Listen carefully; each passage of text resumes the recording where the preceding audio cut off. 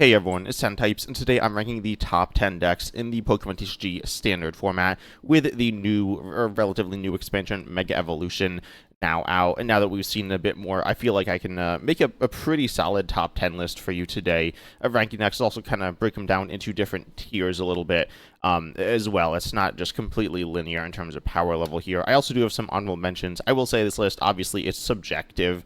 If you're looking for an objective list, this is Play Limitless, which is what I'm using for the video anyways, but it just has a list of like the most played decks and also their wins and win rates, so you could create some objective list using that. But I do think there are some things that are skewed, specifically with some of the newer decks, and decks that kind of counter the newer decks can be really good, and things like that. Ultimately, though, today I have, as I said, a few honorable mentions that I'll hop into first. The first deck I have here is Mega Kangaskhan EX, potentially the best Mega card.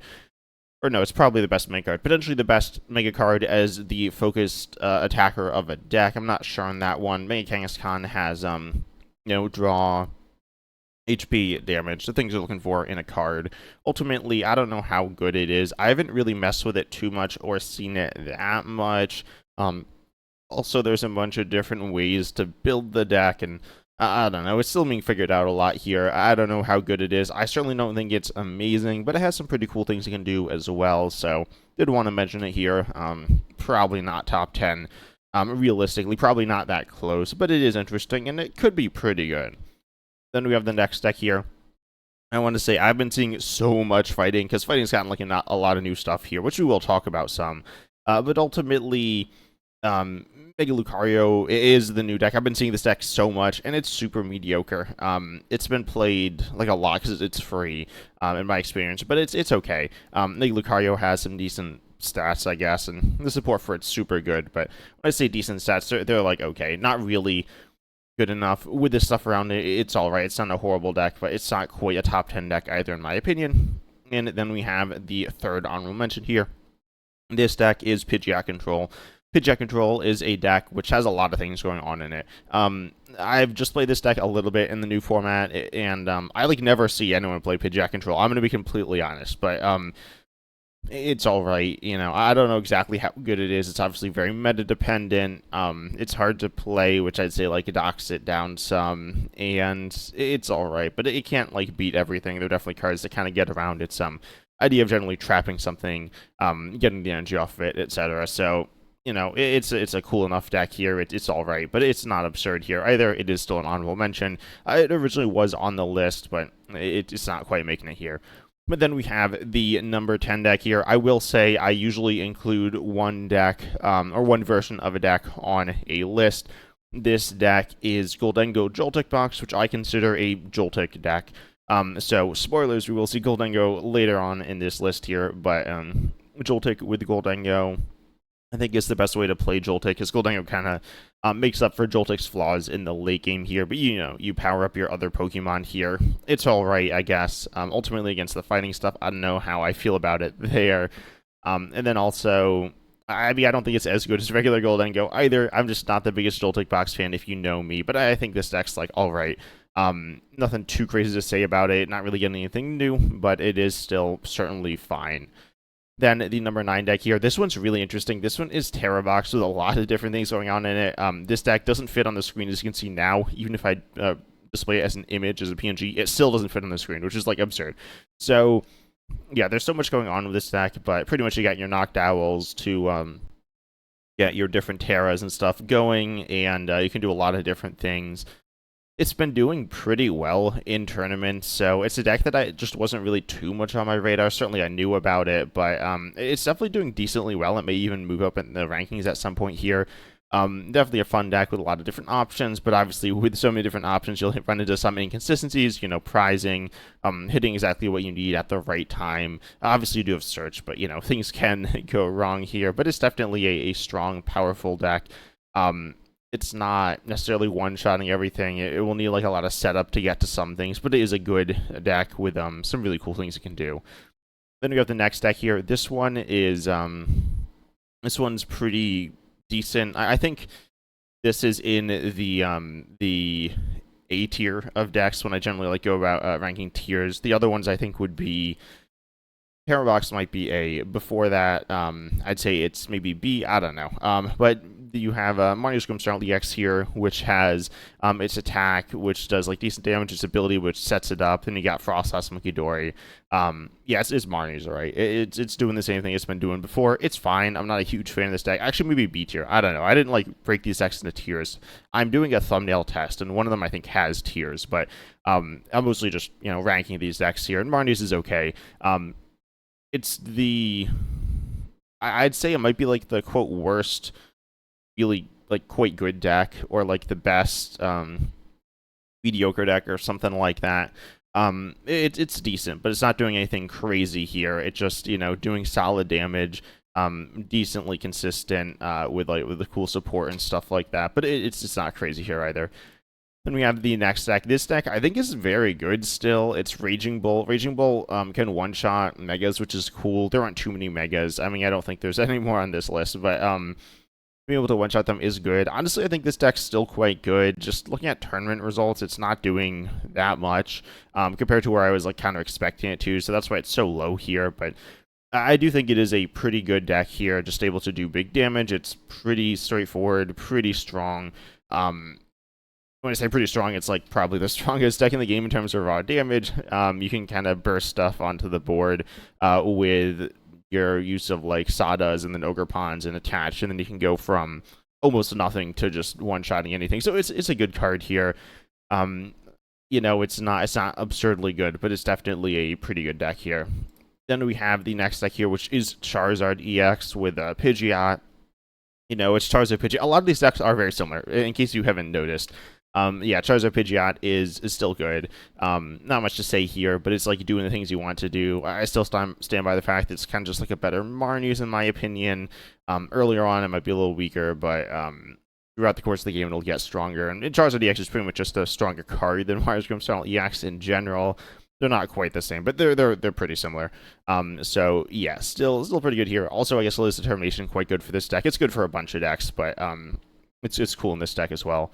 You see it as a 4 of here. These are sample lists, but I imagine you'll see a bunch of lilies in a lot of the decks. Then we have the next deck here, moving into the top 5. This is where I think Charizard's good. I think Cynthia's here is also very good. I will say the top Cynthia's deck, let me see if I can find it here, it's really weird in my opinion. It's this one with a bunch of Darkness energies, and it doesn't run any Roserade lines, and yeah, I just don't think it's very good. I'm not gonna lie. But this is the list that I think is more representative of that. And this is with the new Roserade, or not the new Roserade with the new Stadium Force Vitality, which makes Roserade more consistent, as well as some more support in the forms of Fighting Gong and Premium Power Pro, which are just pretty good cards here for doing more damage, setting up better. I just think they're really nice here. Ultimately, I think Cynthia's is very good. I almost want to put it higher. I'm not going to lie. I know this is a deck that I like a lot more than other people, but I think it is a very, very good deck with the new pieces. I think it just really makes its way into that top tier of decks now. I'm a huge fan of it. There's a lot of very good decks in the game right now, but I think Cynthia's is still it is in that category. I thought it was pretty close to that category before, but now I think it's pretty clearly in that category. Then we have the next deck here. This is the biggest riser from last format, which is Ceruledge EX here. Ceruledge just doing damage based on energy in your discard. And you pair it with Lunatone and Solrock. I'll also mention the next deck here now, I guess, which is Gholdengo EX. Again, generally paired with Lunatone, Solrock, and Standard, which I actually don't know how much it compares to the other build, not the Lightning Joltik build, but the Energy Surge Pro build. This allows you to do some different things. I'm certainly not a Precious Trolley fan because it just doesn't work for me. I'm not gonna lie. But you have some draw, which is cool, but you already have draw. Ceruledge doesn't have draws, so I think the Lunatone Solrock is amazing in the deck, just allowing you to get energy in the discard, draw your cards, you play a bunch of energy. Playing a bunch of fighting as opposed to dropping the fire count is it's kind of a downside. I don't know, it's not that much of a downside, to be honest. So yeah, the Lunatone Solrock is amazing in this deck here. Ceruledge and Gholdengo, in my opinion, are super close. Ceruledge is more linear as you're just powering up your attacker throughout the course of the game, but you're not powering it up from essentially nothing every turn, unlike with Gholdengo, where you need a bunch more energy every single turn. But ultimately, They're both powerful one-shotting decks. They're just 1 energy stage 1s with decent draw here. Gholdengo, I'd say a little more versatile. Yes, you do have Briar and Ceruledge EX as well. Honestly, I kind of want to put Ceruledge above Gholdengo, but I'm just kind of hedging my bets. I'm not going to lie. But these are both very good decks in that top tier here. Ceruledge, a deck that's been, kind of mediocre for quite a while. Really breaking out here. And then Gholdengo, still staying very good. It's not really getting too much new. I mean, yes, you do have the fighting stuff, which is new, but I don't know how good it is compared to the other builds of the deck before this set came out. But then Ceruledge is definitely a lot better here with the new set. When we have the second best deck in the game, this deck, you could argue is the best deck in the game. It's Dragapult doing, Dragapult things, spread damage, snipe damage, big damage, no weakness. Yeah, it's doing Dragapult things, right? You got the draw with Dracoloak. It's still very good. You got Lilies as well, which is pretty cool for the deck. Ultimately, not too much changing with this deck here, but it is still a very, very good deck. Not really too much to say here. Honestly, again, with a lot of these decks, they're very similar to what they were before, if not the same, but they're still very good. There's a few new decks, and then a bunch of decks that are still the same. And yeah, Dragapult is one of those decks that's pretty much the same. Still very, very good. Doing Dragapult things, able to cut through things. It can struggle, I guess, against some of the really big megas. Not that the megas are even that common, but it should probably be okay in general, though I feel like. Then we have the top deck. This one is Gardevoir. It was definitely, I think right before this, I swapped the top two decks here, but Gardevoir has some new pieces with a Mystery Garden as well as the new previous evolutions, which are cool, I guess. Ultimately, though, it's still Gardevoir. You can also play Mega Gardevoir. I think that's fine in the deck. Also, there is the Jellicent variant, which in Limitless here is categorized differently. If we combine, Gardevoir is the most played deck in the game above Dragapult. I don't know if there's Dragapult builds tossed in with other stuff. Wouldn't be shocked if there is. But ultimately, Gardevoir is very, very good. There's a lot of different ways to play it in terms of different options you can include in the deck. It's able to do a lot of damage. It's like mostly a single prize deck, so it's that's good there. It's like kind of comeback heavy, which is good with a lot of the cards in the game.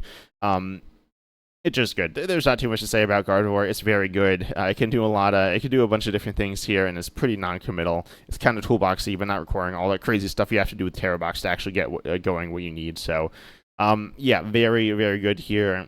Kind of obviously, right? But Gardevoir is still on top here. But tell me down below in the comment section what your thoughts are on the new metagame. If you're liking it, if you're not liking it, if you're seeing fighting every deck like I am on the live ladder. But I hope you enjoyed. Also, tell me if there's any decks that you think I completely missed out on. I guess I'll quickly talk about the decks I didn't cover, which are, Alakazam, which isn't very good, unfortunately. Sorry, Alakazam fans. It's cool, it's fun, but it's not crazy. Ends, I just think Ends is super mediocre. Might be like deck 11 or 12 or something, but it's kind of whatever. Big Venusaur is kind of bad, I'm not going to lie. And, yeah, I guess Flareon's kind of tossed in with Tera Box, and Crustle is, I'm not a believer in that, sorry. But, the metagame is, I think it's pretty cool not getting changed up too much, but I do like it. But as I said, tell me down below your thoughts in the comment section. But I hope you enjoyed. Make sure you like, subscribe, hit the bell, all that good stuff. And as I said, see you in the next video.